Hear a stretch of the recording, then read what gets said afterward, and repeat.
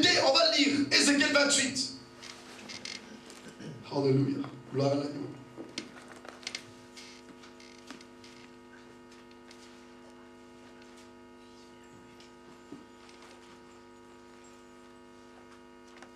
Verset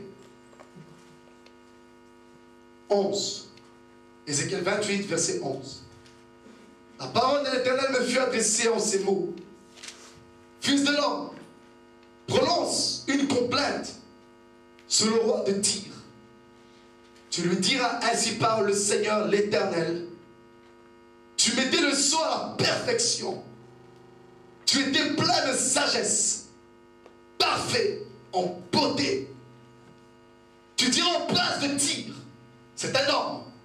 Et cet homme, ce prince de Tyr, il a la ressemblance, l'image de Satan. On va utiliser l'image de cet homme, roi de Tyr, pour parler de Satan. Amen. Amen. Pourquoi on sait que le prince de Tyr, là, c'est l'image de Satan? Il n'est pas Satan même. C'est un symbole, un langage prophétique que le prophète Ézéchiel utilise. Parce qu'il va par le caractère de cet homme, c'est vraiment Satan. La Bible pouvait dire Satan entra en Juda. La Bible pouvait dire dans Acte 5, pourquoi Satan a-t-il rempli votre cœur? Lorsqu'on parlait de Ananias et Saphira, les deux personnes qui ont menti au Saint-Esprit, lorsque l'Église est née dans l'Église primitive, lorsque les apôtres prêchaient avec force et puissance, chacun vendait le champ et sa maison ou ses terrains, et il venait déposer l'argent aux pieds des apôtres. Personne ne les forçait. Voilà aussi, ça c'est une parenthèse. Comment est-ce que les choses doivent se passer dans l'église? Ne force pas quelqu'un à te donner de l'argent, à te bénir. Les apôtres ne forçaient personne. La Bible dit, chacun vendait. Ça veut dire eux-mêmes furent touchés. Eux-mêmes ont envie de bénir l'œuvre de Dieu. Ils ont été touchés. Ils ont vendu leur maison. Et la Bible dit, ils venaient déposer l'argent aux pieds des apôtres. Deuxième signe de langage prophétique, c'est écrit dans Actes. Ils ont déposé l'argent aux pieds des apôtres. Et la Bible dit qu'ils sont beaux les pieds de ceux qui courent pour annoncer la bonne nouvelle. Et Dieu pouvait dire dans le livre d'Éphésiens 6, par son serviteur Paul, mettez à vos pieds les évangiles, les sandales de l'évangile de paix. La postérité de la femme écrasera bientôt Satan sous vos pieds. Donc les pieds, c'est le symbole et l'image prophétique de la bonne nouvelle, de l'évangile, du ministère. Et eux, ils déposaient l'argent aux pieds des apôtres. Ça veut dire l'argent, c'était pour le ministère. Ce n'était pas aux mains, à la main. C'est pas pour les hommes de Dieu pour s'enrichir. L'argent n'était pas donné en main propre. Papa pasteur, Zoyayo, non. Amen. Ils prenaient l'argent et le déposaient aux pieds. C'est un acte symbolique pour dire, c'est pas toi l'homme que je viens bénir. Amen. Je peux le faire si je veux. Mais je viens investir ma maison, mon champ, que j'ai vendu pour l'évangile de Christ. C'est pour le royaume. Amen. Alléluia. Beaucoup de choses à dire. Amen. Amen. Donc, l'argent, normalement, c'est pas pour enrichir l'homme de Dieu personnellement. Il a une belle voiture, une belle maison, pardon, une belle baraque.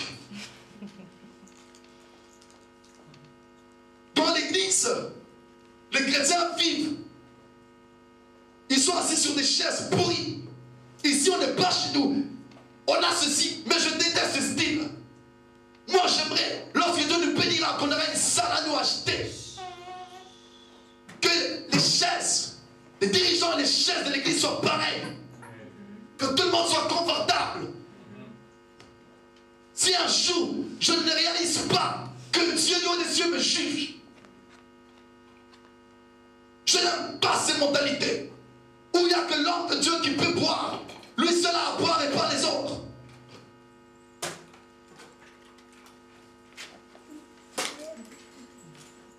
Non!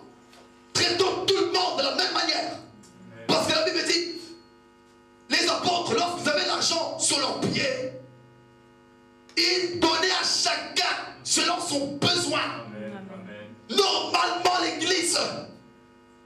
c'est aussi une institution, une organisation plus redoutable. Oh! Alléluia. Comment on appelle ça? Là, on donne les vêtements. Merci. Que l'armée du salut, ou les ASBL, nous sommes censés prendre de l'argent de l'église, aller voir le trésorier de l'église et lui dire, donne 1 million d'euros, on va aller construire une maison pour tes frères, il en a besoin. Parce qu'on sait, ce serait une grande maison, il pourra accueillir des orphelins dans cette maison-là, les enseigner. Voilà comment les apôtres de l'ancienne époque marchaient. Ils prenaient l'argent et ils disaient, bon, toi tu as besoin de combien? Pasteur Pierre, moi j'aurais besoin de 3 000 euros ce mois-ci. Ok. Et toi, 2, toi 5. Ils partageaient l'argent entre eux. Mais aujourd'hui, grosse enveloppe, ça va dans la poche de l'homme de Dieu. Et toi à la maison tu crèves de faim. Dieu te bénira. Oui, c'est vrai. Mais sommes-nous réellement bénis? Dieu nous a-t-il réellement visités après cette enveloppe? J'ai pas peur de dire ces choses. Parce que c'est des choses que le Saint-Esprit dépose dans mon cœur.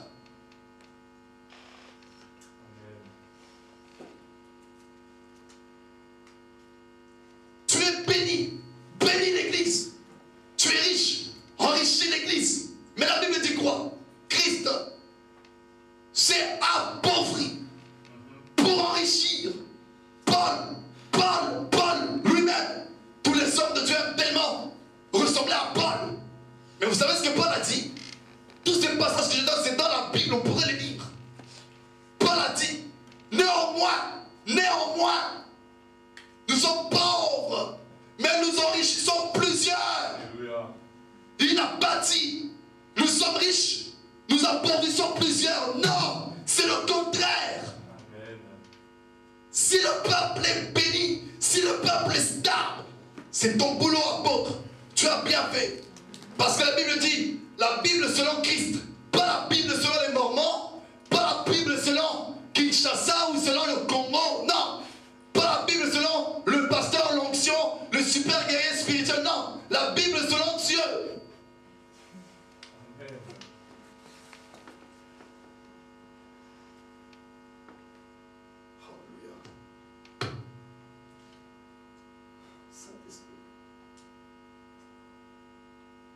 Je ne sais pas pourquoi ce message.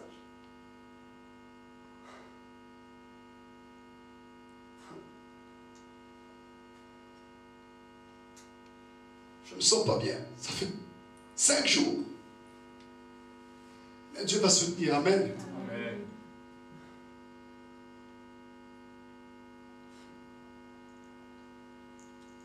Ce n'est pas une Bible inventée par nos oncles. La Bible, selon Dieu le Père, dit des apôtres, ce sont les balayures du monde. Balayure veut dire poussière, saleté. Paul l'a dit lui-même, nous sommes vus comme la balayure du monde. Aux yeux de ce peuple, nous sommes rien. Mais néanmoins, on les enrichit. On est persécutés, mais on les bénit.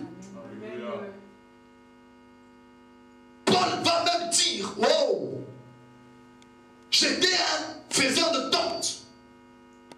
Je travaillais pour être en charge de personne. J'avais mon boulot, mon job. Quand bien que je suis un apôtre, ça me prend énormément de temps. J'ai pas le temps normalement de travailler. J'ai pas le temps de me marier, dit Paul. Il n'a pas d'occupation, cet homme. Toute sa vie, il a donné à Dieu. Il lui disait, ma vie n'est rien.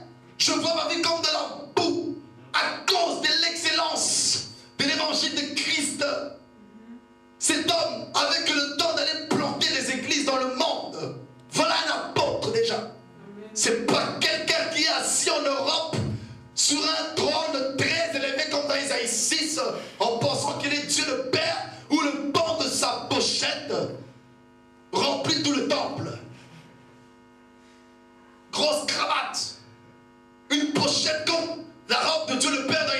qui remplissait le temple. Une pochette plus grande que ce rideau. Assis dans une église mère depuis 15 ans. Et il est apôtre. Apôtre de qui? Des apôtres à 25 ans, à 26 ans. Dans l'église de qui? Son père. Il est apôtre. Comment église? Un apôtre. Il est balayeur du monde. Il n'a pas le temps de rester dans une église locale. Il va au Zimbabwe. Il va là-bas loin en Équateur. Là où les gens ne portent même pas de slip, mais des feuilles. Là où les femmes se promènent, seins nus, on voit leur poitrine. Où tu vas prendre l'appareil photo, ils vont te gifler. Il y a un Colombien dans ma classe, au cours d'anglais. Il me dit, pasteur, explique-moi un peu, pourquoi Dieu a créé les hommes ainsi?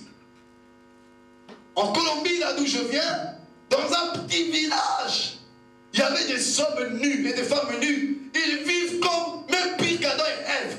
Au moins Adam et Ève se sont couverts. Mais eux, ils ne vivent pas comme ça. C'était la première fois que je vois. Je me suis approché pour prendre une photo. On m'a giflé. Ils m'ont dit sorcier. Parce qu'ils ont vu le flash là. Ils ont eu peur de cette lumière. La seule lumière qu'ils connaissent, c'est la lune. Et ils voient que l'appareil photo donne la même lumière que la lune. Et on l'a traité de sorcier. Voilà un apôtre. Va là où on ne connaît pas Jésus. Va là où on ne sait même pas que Dieu existe. Paul, il pouvait aller à l'aéropage, dans le tribunal des Grecs, les païens, où on discutait des religions, où on discutait de politique, où on parlait de poésie, des étrangers, où il y a les idoles. Parce que la Bible dit que l'esprit de Paul fut irrité lorsqu'il est entré à Athènes à cause de tous les idoles qu'il y avait dans cette ville. On priait différents dieux. Il voit des statuettes, des idoles. Voilà un apôtre. Voilà où il se sent bien. C'est quelqu'un comme Daniel. C'est un super apôtre, quand même il est prophète. Il est à Babylone, entouré de sorciers, des satrapes, des magiciens. Mais il est là. Amen. Ça, c'est un apôtre. Il n'est pas dans sa nation. Il n'est pas au milieu des chrétiens. L'aube là-bas, mais c'est facile, ils vont t'écouter. Va donc faire l'aube là-bas chez les Chinois. Tu vas voir comment ils vont te lapider avec leur Bouddha. Va donc faire l'aube chez les musulmans. Voilà un apôtre. Il ne connaît pas le bouddhiste. Il va dans son pays. Il dit, toi, Yang Li, ton père est mort il y a 20 ans passés. Dans votre famille, vous priez des idoles. Ta grand-mère était magicienne. Ton fils qui est mort là, il y a 2 ans, il s'appelait Ling Lang, je ne sais comment. Tu l'as tué parce qu'on a demandé un sacrifice. Et vous savez ce qui va se passer? Le Yang Yang, là, il va trembler. Comment sais-tu ces choses? Voilà un apôtre. Il vient en fracas avec des signes, des prodiges et des miracles. Il prophétise puissamment. Les oracles le suivent. On était battés de Jésus. On disait, mais quelle est cette doctrine? Comment il fait ça? Il chasse les démons. Un apôtre, il apporte un vent nouveau. Au jour de la Pentecôte, il lui a un bruit. C'est quelque chose de nouveau. On ne connaissait pas encore l'église. L'église est née alors qu'avant il n'y avait que le temple. Voilà un apôtre. Il apporte le changement, le rétablissement dans une nation. Il réconcilie le président avec le peuple. Amen. Christ a réconcilié le Père avec le monde qui était des pécheurs. Yes. Voilà un apôtre. Amen. Parce que dans l'hébreu on l'appelle l'apôtre de notre foi. Yes, alléluia. Mais les apôtres d'aujourd'hui, ils sont l'objet des condamnations, l'objet des critiques dans l'église. Ils sont même la source des divisions. Un apôtre qui a volé 200 membres de l'église de son frère, où ils ont grandi ensemble. Son frère est parti en voyage, et l'apôtre a pris des membres, il a commencé une église. C'est ça un apôtre. Un véritable apôtre. Il commencera l'église avec 50 Chinois, 200 000 Portoricains, 30 Voilà un apôtre. Les chrétiens ne l'intéressent pas. Ce qui l'intéresse, c'est les païens, les pécheurs, les gens qui ne sont pas sauvés, les gens qui ne connaissent pas Christ. Celui qui aime les chrétiens, c'est un pasteur, pas un apôtre. Il n'a pas le temps pour ça, de sympathiser, d'aller manger le foufou après la réunion. Un apôtre qui met des photos sur Facebook avec son fils. Il rigole des lunettes. Non! Un apôtre n'a pas le temps de s'exposer. Il a le temps de prendre la carte, l'atlas. Bon, Seigneur, où est-ce que je n'ai pas encore été? Voilà Paul, il voulait entrer en Bithynie, mais l'Esprit l'a empêché. Dieu lui dit non, va en Macédoine. Alléluia. Voilà un apôtre. Va là où tu n'es pas encore rentré, en Macédoine, Paul.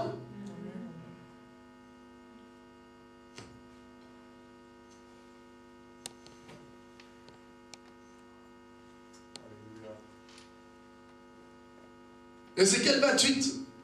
Donc on dit, Alléluia.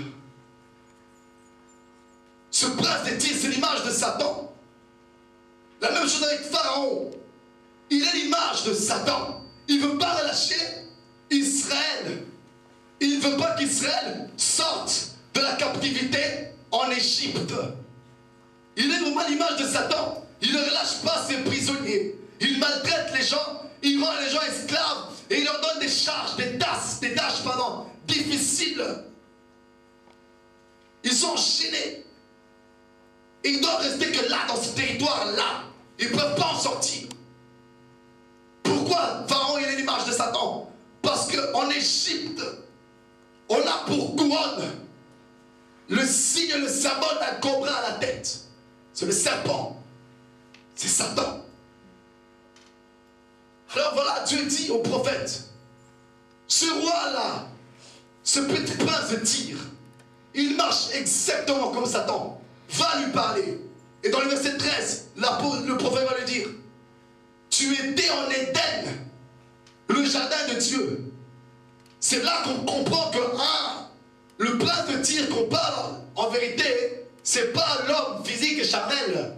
C'est celui qui était en Éden, dans le jardin de Dieu. Qui était en Éden, dans le jardin de Dieu? Lucifer. L'ange de lumière était là. Tu étais couvert de toute espèce de pierres précieuses, de sardoine, de topaz, de diamants, de chrysolite, d'onyx, de jaspe, de saphir, d'escarboucle, d'émeraude et d'or. Tes tambourins et tes flûtes étaient à ton service. Tu préparais pour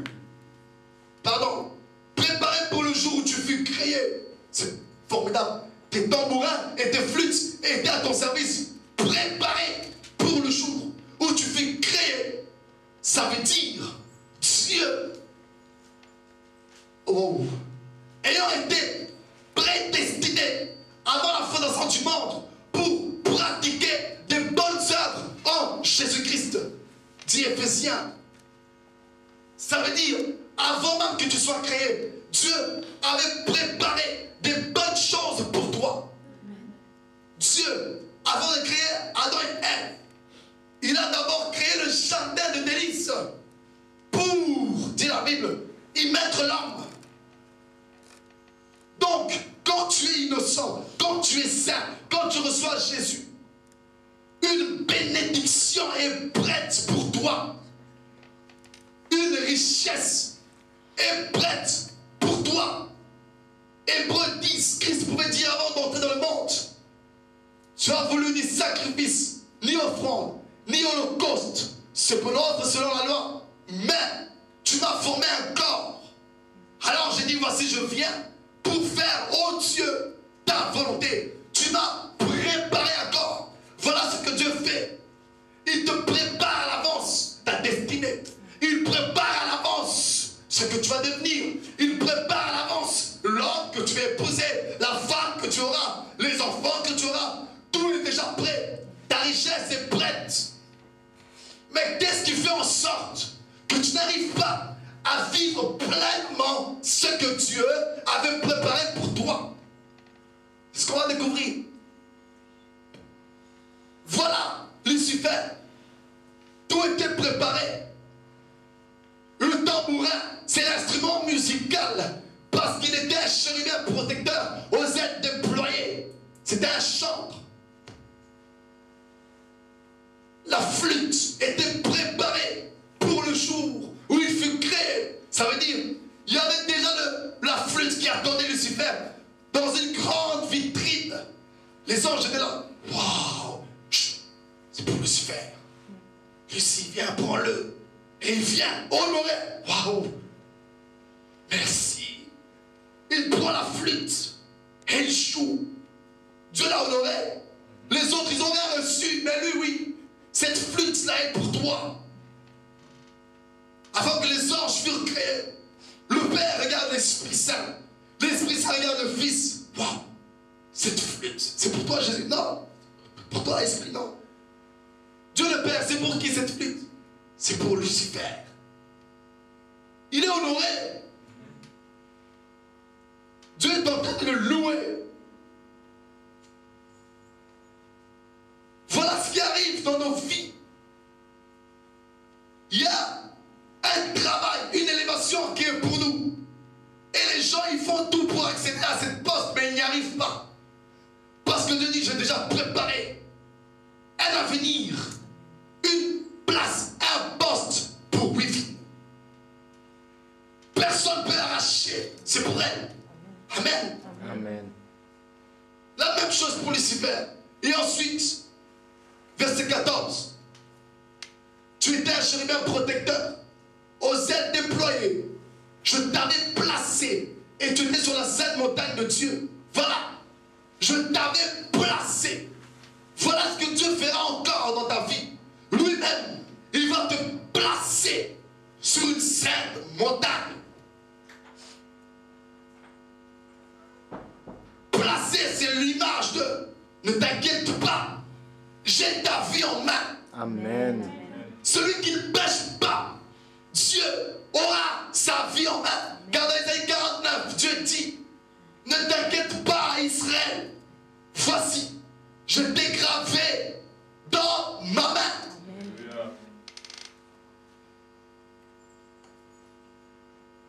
Alléluia. Mon Dieu. Je t'avais placé. Tu étais sur la sainte montagne de Dieu. Dieu ne te place pas dans la vallée. Il ne te place pas dans le désert. Il ne te place pas dans la vallée de l'ombre de la mort, comme pouvait dire David dans le psaume 23. Mais il place sa créature sur une montagne de Dieu. Et cette montagne, elle est sainte. Ça veut dire, wow, le lieu où tu es, pour pouvoir rester là, pour pouvoir jouir de ce qu'il t'a donné, tu dois être saint. Parce que le lieu est saint. Amen. Ça veut dire, nos bénédictions vont de pair avec nos caractères. Si j'ai un caractère saint, j'aurai une sainte bénédiction. Amen. Parce que la Bible dit dans Luc 1, lorsqu'on parle de Jésus qui était bébé, lorsqu'il vient de naître, on dit, le père de Jean-Baptiste, Zacharie, va dire, Seigneur, merci pour l'enfant qui va naître. Parce que tu t'es rappelé, tu t'es souvenu de ta sainte alliance que tu avais faite avec Abraham. Et dans les actes, on va dire, par Paul, il va dire, tu t'es souvenu de tes saintes grâces. Sainte grâce, sainte alliance. Donc, pour obtenir ta bénédiction, tu dois avoir une alliance avec Dieu. C'est-à-dire, tu dois appartenir. Grâce, c'est une faveur. Seigneur, fais-moi grâce. J'aimerais obtenir tel emploi. Mais cette grâce n'est pas seulement grâce. Cette alliance n'est pas seulement alliance. Elles sont saintes. Donc, aie un comportement saint. Sois saint. Dieu le dit à Moïse. Soyez saints, car moi, l'Éternel, votre Dieu, Dieu, je suis saint. C'est à quel moment? Au moment où Dieu les introduit, veut les faire entrer dans leur pays d'héritage, Canaan. Vous voulez hériter de Canaan? Vous voulez y vivre? Soyez saints. Parce que j'ai chassé les Amoréens, les habitants de Canaan. Parce qu'ils n'étaient pas saints. Ils n'avaient pas une conduite sainte. Alors je ne peux pas leur laisser dans un saint pays. Parce que Dieu a dit à Moïse, ôte tes sandales, car ce lieu est saint. Amen. C'était près de Canaan. Là, il va recevoir les tables de la loi. Alléluia. Amen. Gloire à Dieu. Amen. Quand Dieu donne un message, rien n'est préparé. Je me sens encore mieux que si j'aurais préparé un message.